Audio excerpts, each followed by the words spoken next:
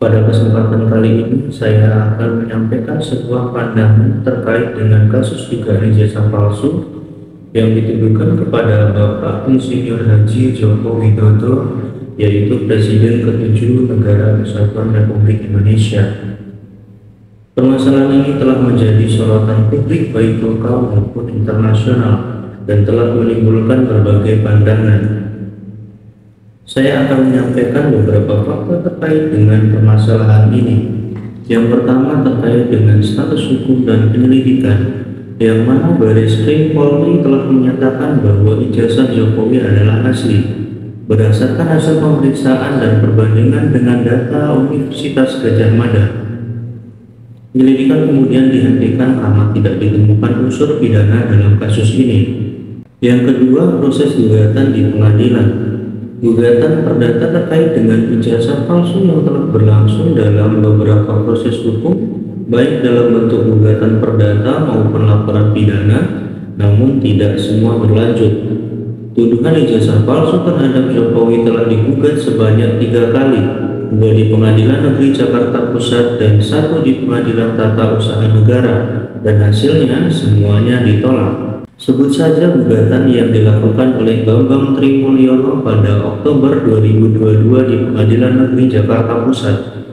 Namun tidak berselang lama, gugatan itu dicabut sendiri oleh pengacaranya.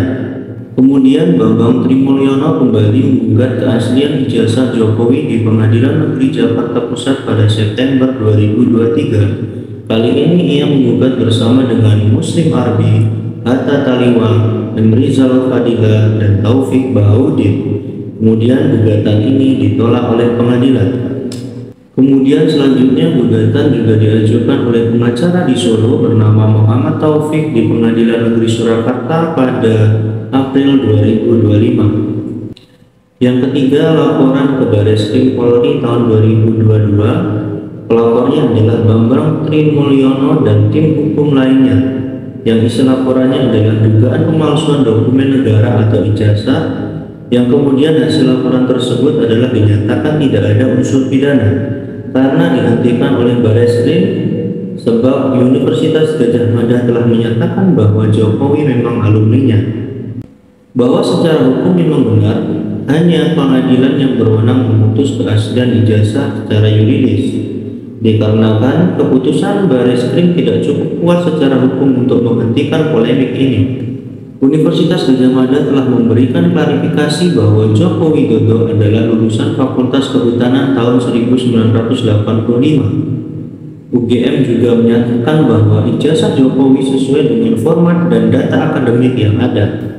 Tindakan hukum yang dapat dilakukan oleh Bapak Jokowi terhadap penyebar hoax, mereka yang menggugat, dan yang melaporkan bisa dilaporkan balik dengan pasal 310 dan 311 KUHP serta pasal 35, 32, 27A Undang-Undang Nomor 1 Tahun 2024 tentang Informasi dan Transaksi Elektronik.